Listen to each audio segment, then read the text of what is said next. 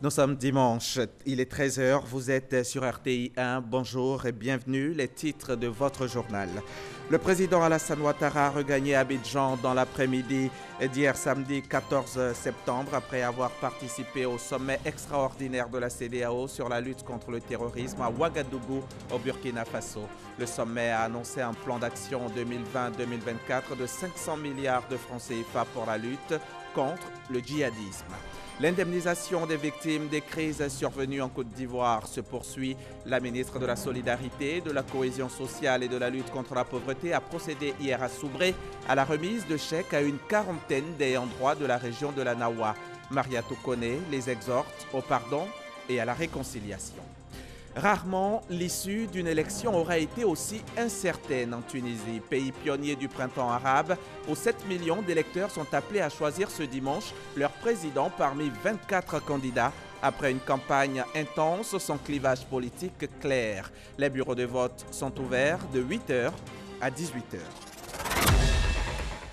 La Côte d'Ivoire est devenue le premier pays producteur mondial de noix de cajou depuis la fin de la campagne 2015 avec une production de 702 500 tonnes représentant près du quart de l'offre mondiale de noix brutes de cajou. En ce qui concerne la transformation, elle occupe par contre le 4e rang mondial derrière l'Inde, le Vietnam et le Brésil. Mais le pays entend inverser la tendance. Il ambitionne de devenir également premier transformateur. Premier objectif fixé, la transformation de 50% de la production de l'anacarde, laquelle transformation s'insère dans la stratégie du gouvernement de transformer nos matières agricoles afin d'accroître leur valeur ajoutée et la valeur globale des exportations. En outre, l'impact de la transformation de la noix de cajou sur l'emploi des jeunes et des femmes est très important. Le gouvernement a donc adopté un programme de développement de la transformation de l'anacarde. Quel est ce programme? Quelle est à ce jour la capacité de transformation de la Côte d'Ivoire et quelles sont les perspectives? Pour en parler, nous recevons M. Malan, Dr Michel Malan, conseiller technique au ministère du Commerce et de l'Industrie chargé de l'agro-industrie. Bonjour M. Malan. Bonjour M. Hamza. Bienvenue sur notre plateau. Merci. On se retrouve tout à l'heure dans 30 minutes. Merci beaucoup. Pour échanger. Je vous le disais dans les titres, le président de la République, Alassane Ouattara, a regagné Abidjan dans l'après-midi d'hier, samedi 14 septembre, après avoir participé au sommet extraordinaire de la CEDEAO sur la lutte contre le terrorisme. C'était à Ouagadougou, la capitale du Burkina Faso. Le chef de l'État a été accueilli à son arrivée par le vice-président de la République, accompagné de plusieurs membres du gouvernement. Et justement, à l'issue de son sommet extraordinaire à Ouagadougou, la CEDEAO, élargie à la Mauritanie et au Tchad, a annoncé un plan d'action 2020-2024 d'1 milliard de dollars, soit plus de 500 milliards de francs CFA pour la lutte contre le djihadisme. En décembre prochain, l'organisation sous-régionale adoptera un plan d'action prioritaire sur 5 ans pour combattre le terrorisme. Jérôme Kofi Abolin. Quand la CEDEAO sonne la mobilisation contre le terrorisme, c'est la capitale burkinabé qui est à l'honneur parce que choisie comme cadre idéal pour abriter le sommet extraordinaire de la communauté sous-régionale. Cette conférence des chefs d'État et de gouvernement de la CEDEAO s'est réunie ce samedi 14 septembre 2019 en vue d'un plan d'urgence sécuritaire avec pour objectif de permettre un développement harmonieux des différents pays. Il s'agira en même temps d'évaluer nos stratégies de lutte contre le terrorisme, adoptées en 2013 à Yamoussoukro en Côte d'Ivoire, en vue de l'adapter aux récentes évolutions régionales et internationales. En tout état de cause, les décisions que vous jugerez opportunes de prendre pour accroître l'efficacité de notre lutte contre le terrorisme sont fortement attendues par les populations de nos États. Chacun de nos États membres investit d'importants efforts dans la lutte contre le terrorisme. Ces efforts méritent d'autant plus d'être salués qu'ils représentent de réels sacrifices consentis dans des contextes difficiles. Mais force est de constater qu'ils ont besoin d'être renforcés. Le président de la République de Côte d'Ivoire, Alassane Ouattara, présent à cette rencontre, s'est voulu optimiste quant aux moyens à déployer pour combattre ce fléau qu'est le terrorisme. D'abord, je voudrais remercier le président Roch Marc Christian Kaboré pour l'accueil qui nous a été réservé.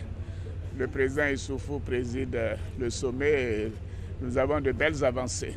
Nous sommes déterminés à nous coordonner et à avoir une stratégie et la mise en œuvre de mécanismes pour venir à bout de ce fléau. C'est très important pour chacun des États membres de la CEDEAO. Aussi optimiste que le chef de l'État ivoirien, le président du Niger, Mahamadou Issoufou, président en exercice de la conférence des chefs d'État et de gouvernement de la CEDEAO, a indiqué être convaincu que tous les défis seront relevés. Ce sommet extraordinaire de la CEDEAO sur la lutte contre le terrorisme est organisé en collaboration avec le G5 Sahel. Il s'inscrit dans le cadre d'une mutualisation des forces et des moyens pour contrer ce mal qui frappe tous les continents sans exception. Du Burkina Faso, je vous amène au Royaume du Maroc. Vendredi dernier, l'ambassadeur de Côte d'Ivoire sur place a convié d'autres diplomates et représentants d'institutions à une cérémonie organisée pour commémorer le 59e anniversaire de l'indépendance de la Côte d'Ivoire. C'était en présence d'Amadou Soumaoro, le président du Parlement ivoirien. Ambassadeurs, représentants d'institutions internationales, chefs de mission diplomatique résidant au Maroc, réunis pour une cérémonie en l'honneur de la Côte d'Ivoire, le pays qui célèbre cette année le 59e anniversaire de son accession à l'indépendance. Tous ont répondu à l'invitation de l'ambassadeur de la Côte d'Ivoire au Maroc. En 59 années d'existence, la Côte d'Ivoire, terre d'espérance et pays d'hospitalité, a démontré sa capacité à faire face aux nombreux défis contemporains pour se hisser parmi les grandes nations de ce monde.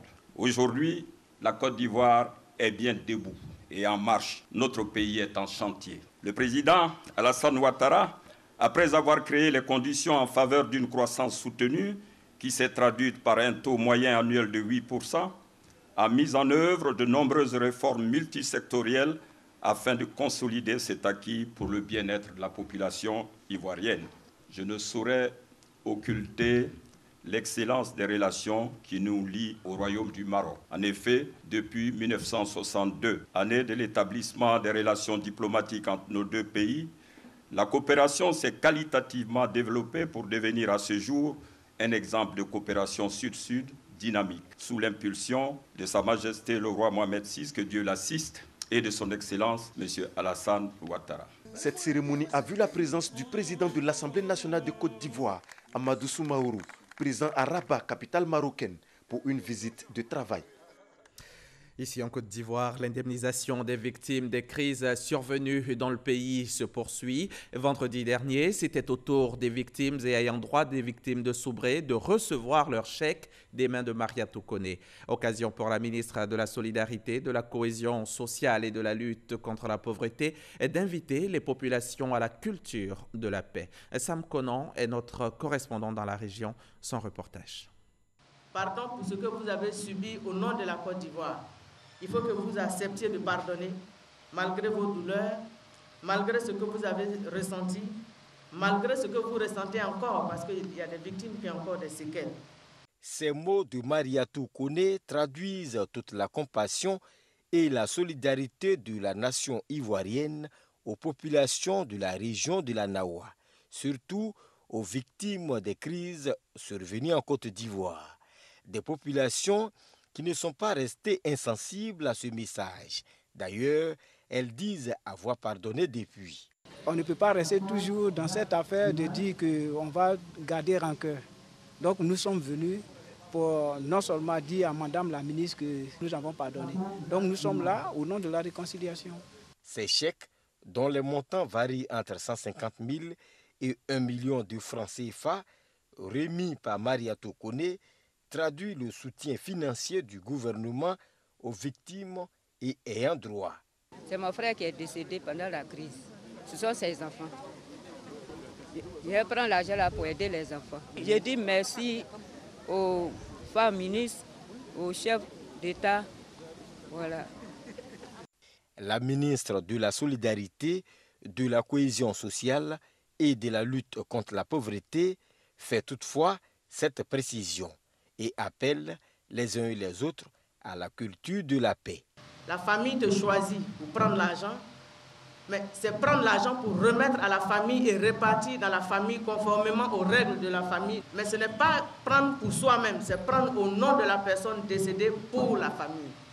Dans quelques mois, nous serons appelés aux urnes pour l'élection présidentielle. Nous devons désormais mettre notre pays à l'abri de tout ce qui peut compromettre sa cohésion et tout ce qui peut compromettre sa marche vers le progrès et vers la prospérité. Après Soubré, Mariatou Kone a mis le cap sur Douokwe pour une autre cérémonie de remise de chèques aux ayants droit de la région du Guémon. De la Nawa, nous mettons le cap sur Grand Bassam. Grand Bassam, à une cinquantaine de kilomètres d'Abidjan. Hier samedi, c'était jour de foot dans la cité balnéaire. Un tournoi doté du trophée Amadou Coulibaly. Le Premier ministre y était représenté par Kobenan Kwasi Adjoumani, le ministre de l'Agriculture et du Développement durable, et Sidonie Davila y représentait la RTI. Son compte rendu. Débuté le 14 août dernier avec 24 équipes, le tournoi doté du trophée Amadou Coulibaly a été remporté par l'équipe FC Plaisir face à l'équipe Congo 3A. Dans un passé récent, il était presque impossible de voir un tel scénario à Grand Bassam. Facteur de rassemblement et d'union, ce tournoi de football est un bon prétexte pour ces jeunes de prôner la paix et la cohésion dans leur cité. Nous voulons qu'au sein de la ville de Grand Bassam, qu'il ait un seul mot. Je suis de Bassam, non pas de dire je suis de Mossou, je suis du quartier France, je suis d'Ifa. Non. Ce que nous voulons, c'est une intégration sociale de toute la jeunesse. L'initiative des jeunes est encouragée et soutenue par le Premier ministre Amadou Coulibaly, dont les actions en faveur de la paix ont été rappelées et saluées par Kobenan Kwasi Adjoumani. Son Excellence, Monsieur le Premier ministre, aujourd'hui encore, il me charge de venir voir ses parents de Bassam pour leur dire merci. Merci d'accepter de lui rendre hommage. Merci parce que cette rencontre d'aujourd'hui est tout à fait particulière. Il s'agit de jeunes qui veulent célébrer la cohésion sociale.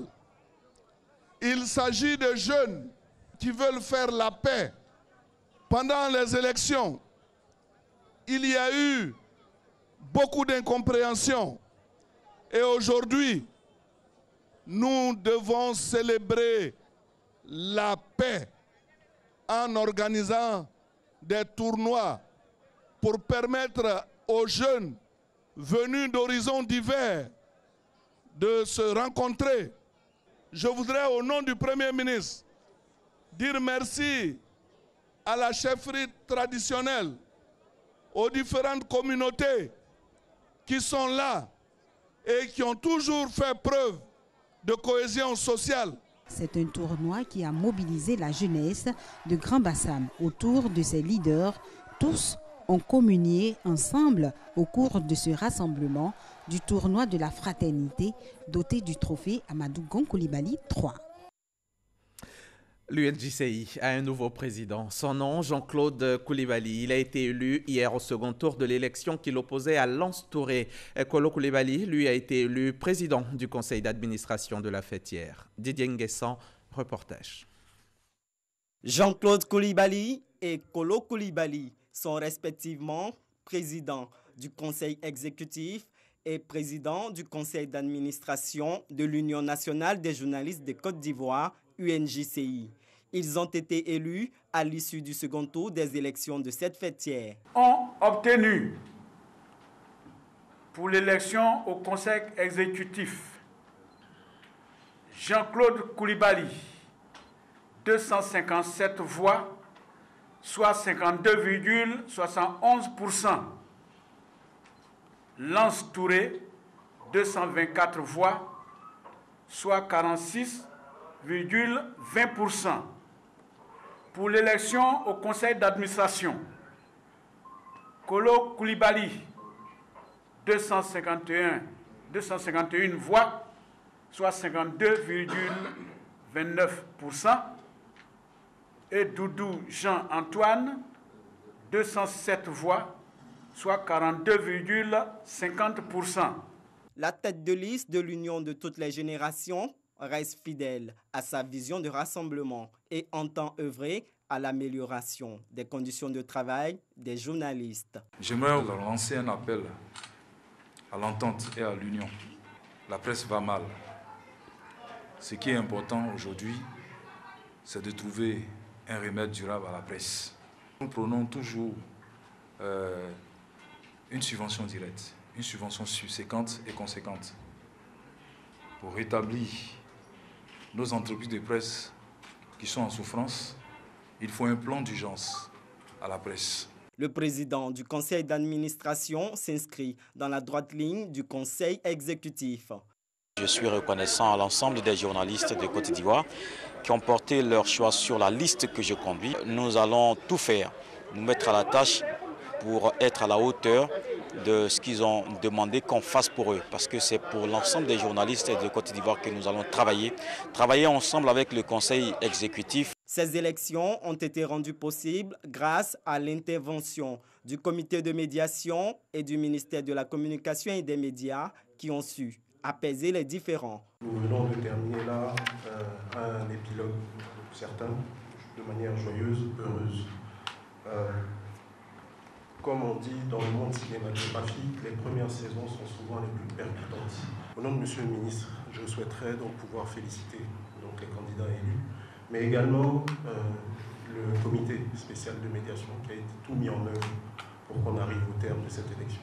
Désormais, place est à la mise en œuvre du programme des nouveaux dirigeants de l'UNJCI pour le bien-être des journalistes. La page culture de ce journal, à présent, l'Abissa, vous connaissez peut-être. Cette fête traditionnelle, culturelle de réjouissance du peuple Nzima qui a lieu chaque année. L'édition 2019 aura lieu du 20 octobre au 3 novembre prochain. Après quelques tensions l'année dernière, le comité d'organisation rassure. Cette année, l'Abissa se fera dans la sérénité. Culture, toujours. Je vous amène à Yopougon, la commune qui a abrité du 5 au 7 septembre dernier la Semaine nationale des arts et de la culture, la 5e du genre. Elle a réuni 10 régions de Côte d'Ivoire pour promouvoir les danses traditionnelles, les rythmes et les activités artistiques du terroir. Et nous y avons envoyé Serge Coléa, l'un de nos spécialistes culture maison.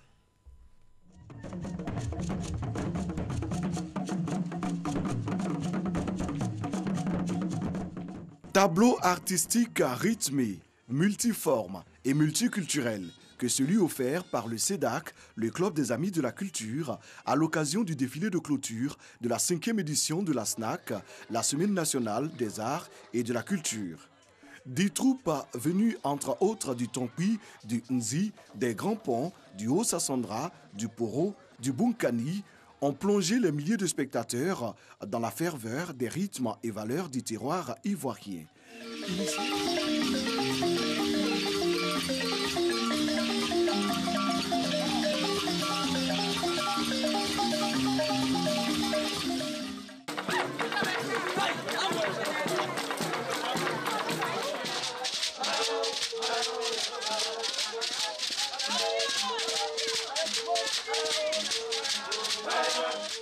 Initié par le ministère de la Culture et de la Francophonie, en partenariat avec la mairie du Yopougon, le Conseil de l'Entente et le CEDAC, Club des Amis de la Culture, la SNAC 2019 met en valeur le patrimoine culturel national dans toute sa diversité. La culture précède le développement. Parce que les peuples les plus avancés de notre planète sont ces peuples-là même qui hier ont accordé à leur patrimoine culturel la place qui lui revenait. L'objectif de choisir les arts et la culture comme pilier de la réconciliation nationale en Côte d'Ivoire avec la SNAC est véritablement atteint, car voyez-vous, pendant 3 jours, c'est 10 régions qui se retrouvent, 10 cultures différentes qui se côtoient du matin au soir, et vraiment nous sommes satisfaits. Toutes les 10 régions ont été félicitées pour leur engagement dans la réussite de cette activité phare du ministère de la Culture et de la Francophonie. Le meilleur stand est notamment revenu à la région du Bunkani pour son originalité et son authenticité. Organisée du 5 au 7 septembre 2019 à Yopougon Place CP1, la 5e édition de la SNAC, la Semaine nationale des arts et de la culture, a été un véritable moment de partage, de cohésion sociale et d'unité. Je vais à présent vous faire découvrir à quoi ressemble une fête de génération à Abi Idjir dans la sous-préfecture de Dabo. Jeudi dernier, l'on a assisté à la sortie officielle de la génération Mborma Kata, une classe d'âge composée d'une 50aine de membres. Germain Kofindri, qui en était le parrain, a appelé ses filleuls à cultiver la paix et le vivre ensemble. Abi Idjir, sous-préfecture de Dabo, dans la région des Grands Ponts. Le village est en ébullition. La raison, la sortie officielle de la génération Mborma Kata. C'est le Law 2019. Passage de l'enfance à l'âge adulte pour ces 54 jeunes dont l'âge varie entre 20 et 22 ans.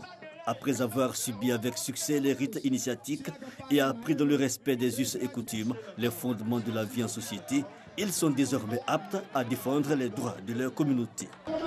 Pour un bon développement du village, c'est nous les soldats qui sommes là. Au cas où il y a quelque chose, c'est nous qui devons intervenir. Après cette fête, nous appartenons maintenant aux soldats du village. L'occasion est toute trouvée pour montrer le riche patrimoine culturel du peuple Adjoukou ou encore le Djoukou, et la célébration prend des allures de Pakino.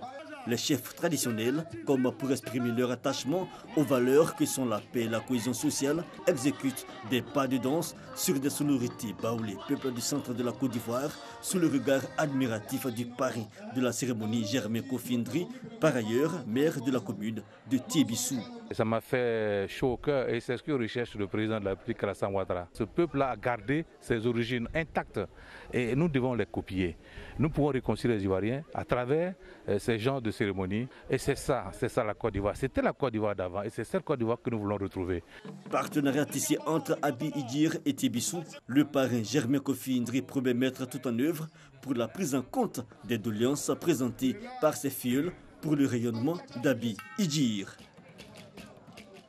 Un reportage de Franck Quadio du service Société de la rédaction. Ce dimanche, nous allons prier. Allons-y à Lisieux, Paris, Nevers et Lourdes en France où les pèlerins ivoiriens ont raffermi leur foi. Ils y ont organisé une messe d'action de grâce pour dire merci à Dieu et prier pour la Côte d'Ivoire. Eugène Atoubé. Comme en réponse à l'appel de la Vierge Marie, les fidèles en procession se rendent à la grotte les bras chargés d'offrandes. Le plus grand nombre de ces chrétiens catholiques fait partie du contingent des pèlerins de retour de Lourdes. Ils y étaient conduits sur les pas de Bernadette par l'association Notre-Dame de Salut Antenne Côte d'Ivoire. Je demande à toutes mes sœurs, à tous mes frères qui prient, qui se disent chrétiens aujourd'hui, d'être à l'écoute de son prochain. Nous voulons exprimer notre reconnaissance au gouvernement ivoirien à travers le ministère de l'Intérieur et la direction des cultes, qui a pris en charge 58 pèlerins parmi les 120 que nous étions.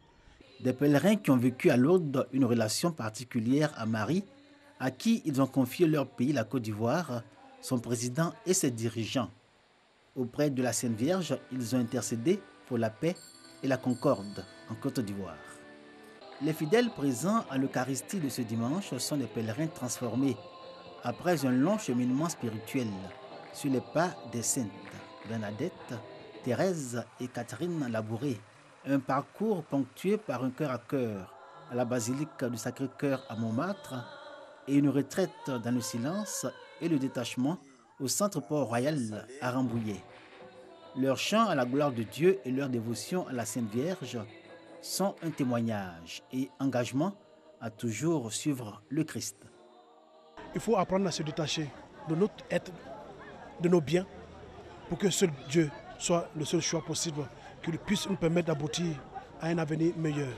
Chaque année au mois d'août, ce sont des centaines de chrétiens catholiques ivoiriens qui répondent à l'appel de la Vierge Marie à Lourdes en France. Le thème de cette année, Heureux vous les pauvres, est un appel aux chrétiens conscients de son baptême à jubiler du bonheur que lui réserve Dieu dans son royaume.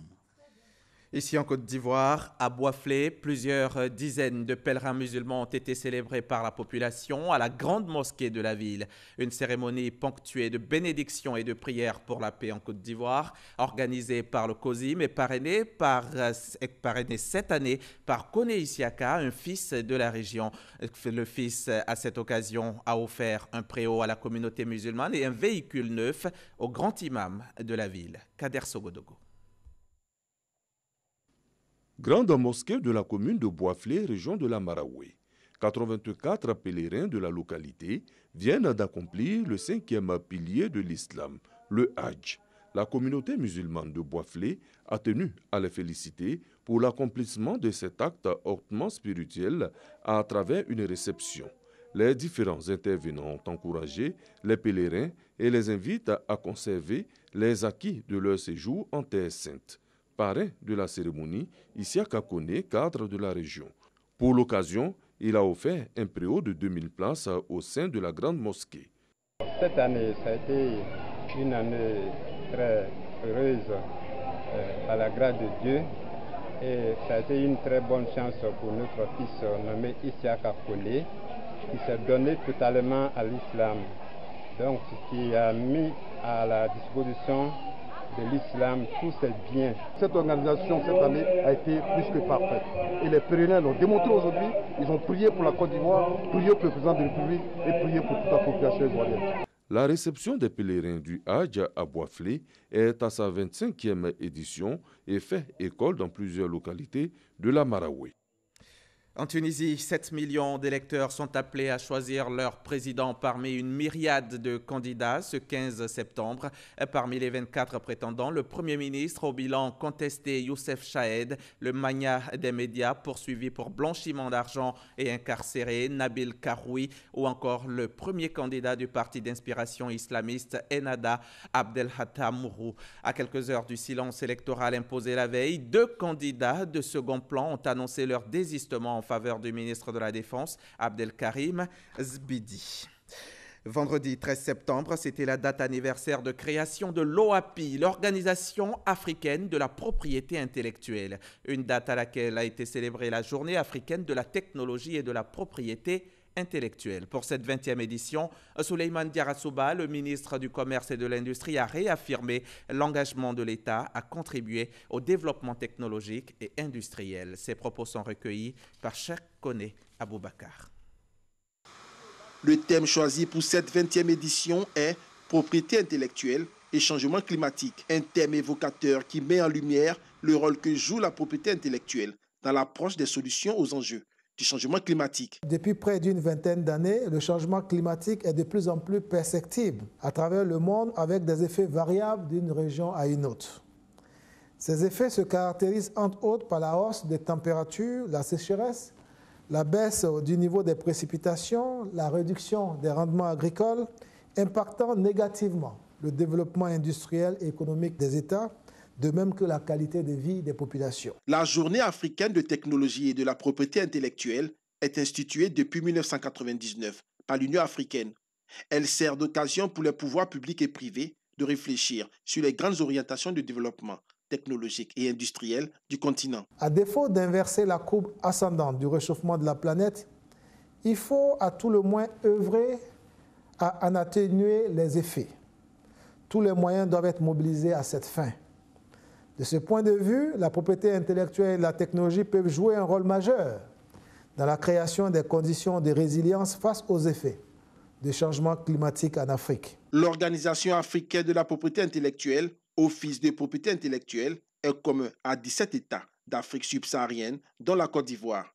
Elle fait de l'utilisation stratégique du système de la propriété intellectuelle un maillon essentiel dans sa mission de contribution au développement technologique et économique. C'est pourquoi un projet de protection et de promotion du système des obtentions végétales est en gestation. Il permettra de renforcer et de promouvoir le système de protection des obtentions végétales dans les États membres afin de stimuler la productivité agricole et promouvoir le développement durable des États. Et c'est la transition toute trouvée pour aller au magazine du dimanche. Notre invité du jour est conseiller technique au ministère du Commerce et de l'Industrie et chargé de l'agro-industrie. Monsieur Malan, merci encore d'avoir répondu à notre invitation. Nous allons y aller avec cet élément vidéo, puis on vient pour l'échange. Transformation de l'ANACAD. La Côte d'Ivoire ambitionne de porter le taux actuel de 9% à 50% à l'horizon 2020. Dans cette optique, des mesures incitatives ont été prises, singulièrement l'ordonnance 2019-587 du 3 juillet 2019. Sa nature, dynamiser et accélérer la transformation locale de la noix de cajou en optimisant les capacités des unités installées et l'entrée par la même occasion de nouveaux investisseurs dans le secteur. En plus de 8 signataires de la Convention du 5 août dernier, 4 font leur entrée, portant le nombre à 12. Capacité de transformation nominale des 4 entreprises, 29 000 tonnes par an, et les 12, 155 000 tonnes. Ceci va permettre d'augmenter les capacités de noix brutes transformées au plan national de 107 000 tonnes à environ 170 000 tonnes sur une période de 4 ans. Finalité de cet ensemble d'actions, améliorer sensiblement le taux de transformation. D'où l'appel aux acteurs du secteur de la transformation. Afin de parvenir à un taux de transformation que nous espérons d'au moins 60% à l'horizon 2022, je profite pour lancer un appel pressant aux autres entreprises de la filière et aux potentiels investisseurs déjà identifiés à adhérer aux conventions en cours, notamment au niveau de la transformation de la noix de cajou. Notons qu'en plus des actions du gouvernement, la Banque mondiale a accordé un prêt de plus de 7 milliards pour booster la transformation de l'anacarde parce que riche de potentialités socio-économiques. Merci à vous, Noël Niagno. Monsieur Malan, vous êtes avec nous. Dites-nous, faites-nous un peu l'état des lieux de la filière anacarde en Côte d'Ivoire. Merci, monsieur Hamza Diaby. Permettez-moi d'abord de remercier le ministre Souleymane Diarra qui nous donne l'opportunité d'échanger sur ce sujet. Revenant à l'état des lieux, il faut dire que depuis 2013, il a été engagé la réforme des filières coton et anacarde. Cette réforme, sous l'impulsion du président de la République, son Excellence M. Alassane Ouattara, a permis de booster la production de la noix brute de cajou d'environ 500 000 tonnes en 2013 à 702 000 tonnes en 2015, ce qui nous a permis, n'est-ce pas, d'être classé premier pays producteur de noix brute de cajou au niveau mondial. Et cette production continue d'accroître puisque en 2018, n'est-ce pas, nous avons atteint le volume de 760 000 tonnes. 761 000 tonnes en 2018. En 2018. 2018. D'accord. Voilà. Dites-nous, notre anacarde, est-ce que notre anacarde est de qualité? Oui, c'était notre anacarde de qualité. Avec la réforme, plusieurs mesures ont été mises en place au niveau... Pour améliorer cette qualité. Voilà, la qualité de l'anacarde par le Conseil du coton et de l'anacarde. Donc sous l'égide du ministère de l'Agriculture, bien sûr. Voilà. Parce qu'en termes d'industrialisation, il faut des produits de bonne qualité, pour pouvoir parvenir à des produits de qualité, pour le consommateur. Tout à fait. Et justement, vous parlez d'industrialisation. C'est quoi la place de la transformation dans toutes ces tonnes-là, tous ces milliers de tonnes que nous produisons? Alors, concomitamment à la réforme, n'est-ce pas, le gouvernement a adopté aussi le programme de développement de la transformation locale de l'anacarde, vu les potentialités que regorge, n'est-ce pas, la filière. Et ce programme comporte plusieurs composantes, dont les accompagnements, n'est-ce pas, au plan technique, managérial et la qualité. L'accompagnement aussi des structures, des infrastructures de la qualité et des accompagnements aussi au plan financier pour aider les transformateurs à avoir acquis en matière première, n'est-ce pas, pour la transformation. Disons que le programme a été bâti après une série, n'est-ce pas, de concertations des acteurs pour identifier les contraintes. Et donc, les problèmes. Les problèmes. Et donc, c'est au vu de ces problèmes, n'est-ce pas, que nous avons mis en place les différents composants pour adresser, n'est-ce pas, ces difficultés. Alors, on avait commencé, n'est-ce pas, avec, en 2015, avec environ 30 000 tonnes, n'est-ce pas, de noix brutes transformées. En 2015, n'est-ce pas, nous étions à environ 40 000 tonnes de noix brutes transformées. Et en 2018, nous sommes à 68 000 tonnes en 68 000 tonnes de noix brutes transformées. Ce qui fait à peu près 9%. À peu près 9%. Même pas les 10%. Mais il faut noter que ces 9%, c'est parce que la production agricole, n'est-ce pas, croît beaucoup plus vite que, n'est-ce pas, les capacités qu'on a installées. Et donc, notre objectif aujourd'hui, c'est de faire la promotion de l'investissement afin d'avoir plusieurs investisseurs, n'est-ce pas, dans le secteur. D'accord. 9% aujourd'hui. Le ministre, on l'a entendu dans l'élément qui ambitionne avoir 60% de produits transformés et de volume de transformation locale ici de l'anacarde en Côte d'Ivoire.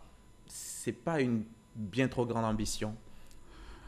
Non, nous ne pensons pas parce que après la première génération de mesures, n'est-ce pas, qui a été mise en place, ces mesures ont permis de booster, n'est-ce pas, le volume de noix bruts transformés d'environ 41 000 tonnes à 68 000 tonnes. 68 000 tonnes. N'empêche que nous sommes à 738 000 tonnes de production. Exactement. Donc, après avoir analysé, n'est-ce pas, toutes les contraintes, tous les problèmes, n'est-ce pas, du secteur, et en concertation avec les acteurs, c'est-à-dire les transformateurs, et nous avons identifié, n'est-ce pas, une deuxième série de mesures, n'est-ce pas, pour pouvoir booster, n'est-ce pas, les investissements dans le secteur et la transformation aussi. Et donc cette mesure, n'est-ce pas, cette série de mesures... Dans l'ordonnance du 3 juillet. Dans l'ordonnance du 3 juillet.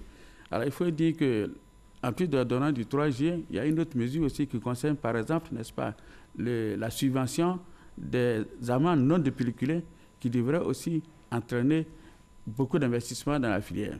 Et qui pourrait venir aider un peu les PME du secteur. Nous allons y revenir à cette ordonnance, mais dites-moi, la vision même du gouvernement. Le ministre parlait tout à l'heure de 60%, mais ça c'est à l'horizon 2022. La vision du gouvernement, je pense que c'était 50% à l'horizon 2020. Oui, je disais que la vision du gouvernement, c'était 50% en 2020. 2020, c'est dans 3 mois. 50% en 2020, oui, nous sommes conscients. Mais c'est ce qu'il disait tout à l'heure. En termes aujourd'hui de volume, de ce que nous appelons la capacité nominale installée des unités de transformation, nous avons connu une évolution très importante. Nous sommes passés d'environ 52 000 tonnes en 2015 à 167 000 tonnes en 2018. Et en 2019, aujourd'hui, nous sommes à 195 000 tonnes de noix brutes de capacité installée pour la transformation. Et pour 2020, nous avons 40 000 tonnes supplémentaires qui vont s'ajouter pour avoir 235 000 tonnes.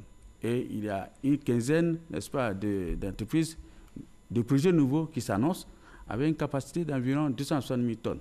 Donc nous pensons qu'avec les nouvelles mesures qui sont mises en place, ces mesures-là, pour le bénéfice, il faut signer une convention avec l'État. Cette convention fait obligation aux transformateurs, n'est-ce pas, d'utiliser de façon optimale leurs capacités afin que nous puissions atteindre, n'est-ce pas, l'objectif fixé. La Côte d'Ivoire gagne quoi à transformer son anacarde? Mais la Côte d'Ivoire gagne beaucoup au plan de son économie. La Côte d'Ivoire gagne beaucoup puisque c'est beaucoup de la valeur ajoutée, n'est-ce pas, en transformant l'anacarde. Ensuite, il faut dire que la transformation de l'anacarde est une activité à forte intensité de main-d'œuvre. Pour 1000 tonnes de noix brutes transformées, il faut environ 100 emplois créés. Donc, en transformant, n'est-ce pas, une plus grande partie de notre production, nous sommes certains de créer beaucoup d'emplois, n'est-ce pas, pour les jeunes et femmes. Notamment 80% de 80% femmes des femmes qui sont utilisées pour le triage, pour le dépelliculage. Exactement. Mais quelles sont les difficultés aujourd'hui? Pourquoi on n'y arrive pas tout de suite à cette transformation-là? Qu'est-ce qui empêche la Côte d'Ivoire d'y arriver? Bon, les difficultés aujourd'hui qui avaient été identifiées ont trouvé solution, n'est-ce pas, auprès du gouvernement, notamment au plan du financement. Financer ceux qui ont des projets de création d'unités de transformation locale de l'anacarde. Surtout, c'était pour l'acquisition de la matière première. D'accord. Et l'État a mis en place des mesures pour pouvoir assurer l'approvisionnement des unités locales, notamment par la mesure de réservation, lorsque il se trouvait que les transformateurs locaux avaient un problème d'accès à la matière première. Et ils sont donc en compétition avec des acheteurs étrangers, des traders qui arrivaient et qui avaient beaucoup plus de moyens. Voilà. Mais cette année, par exemple, nous n'avons pas eu ce problème. Mais auparavant, c'était ce problème. Il y avait le problème de l'accès à la matière première, il y avait le problème du financement, n'est-ce pas, de cette matière première. Et donc, ces problèmes ont trouvé solution. Mais il se trouve qu'en Côte d'Ivoire, nous ne disposons pas de la technologie pour la transformation de l'anacarde. Toute la technologie est importée, n'est-ce pas, de l'Asie ou de l'Europe. Donc, il faut faciliter, n'est-ce pas, l'importation de cette technologie et surtout des pièces de rechange pour accroître la compétitivité de nos unités. D'où l'ordonnance, n'est-ce pas, qui a été prise pour exonérer, n'est-ce pas, l'importation de ces équipements, pour faciliter des droits de douane, des taxes et de la TVA, sur l'importation des équipements et des pièces de rechange pour faciliter, n'est-ce pas, la création des unités au niveau local. Si je comprends bien, si moi je veux installer une unité de transformation, que je veux importer des équipements de l'Inde, du Brésil, qui sont les pays avancés dans la transformation et dans la production même de l'anacarde, je les fais venir sans rien payer à la douane. Oui, mais à condition que vous signez la convention avec l'État. Alors, il y a une convention, c'est soumis, n'est-ce pas, le bénéfice et ses avantages est soumis à une convention, à la signature de convention avec l'État. Convention État transformateur. État transformateur qui fait obligation aux transformateurs à respecter des volumes de noix brutes transformés annuellement. 5000 tonnes, c'est cela? La capacité minimum pour bénéficier est de 5000 tonnes. Mais nous avons fait une ouverture pour les petits les relativement petits transformateurs pour qu'ils puissent s'associer pour avoir la capacité de 5000 tonnes pour bénéficier aussi de ces mesures. D'accord. Nous sommes en Côte d'Ivoire. Est-ce qu'il fait beau? Il fait beau d'être transformateur ici. Il y en avait 29 il y a 2-3 ans, transformateurs, qui aujourd'hui, le nombre baisse. On est à 22, 23 aujourd'hui. Aujourd'hui, nous sommes à 23 transformateurs. Il faut dire que nous intégrions avant dans les transformateurs, disons, les coopératives, disons, des unités qui avaient une capacité de moins de 500 tonnes an. Ce sont des unités qui aujourd'hui ont des difficultés. Mais en même temps que ces petites unités arrêtent de fonctionner, nous avons des grosses unités qui se créent, de capacité au moins 5 000 tonnes, sinon 10 voire 20 000 tonnes qui s'installent. Si bien que, mis ensemble, nous n'avons pas une baisse de la capacité installée au niveau national. Nous avons plutôt une progression, une nette progression de la capacité installée au niveau national. C'est pour cela que nous atteignons aujourd'hui, nous pourrions atteindre les 235 000 tonnes, n'est-ce pas, en 2020. En 2020. Et quels sont les résultats obtenus, les résultats de ces actions du gouvernement? Qu'est-ce que vous avez déjà obtenu avec ça? Mais les résultats obtenus en termes de promotion d'investissement, je dirais qu'aujourd'hui, il y a beaucoup d'acteurs, et surtout des gros acteurs qui s'installent. Ils s'installent grâce à ces mesures, surtout les dernières mesures qui ont été annoncées. C'est des mesures qui étaient attendues par les gros acteurs, aussi bien nationaux qu'internationaux. Donc, ils s'annoncent et qui sont venus même, qui sont en discussion avec nous aujourd'hui pour s'installer. Nous avons aujourd'hui un autre projet de 12 unités qui seront installées avec la Chine dans les 12 grandes régions productrices de l'anacarde en Côte d'Ivoire. C'est une capacité de au moins 50 000 tonnes, n'est-ce pas, qui doivent s'installer aussi. D'accord. Voilà. Et vos perspectives, c'est la promotion de l'investissement, la promotion de la compétitivité, de la chaîne de valeur de l'anacarde financée par la Banque mondiale aussi. Oui.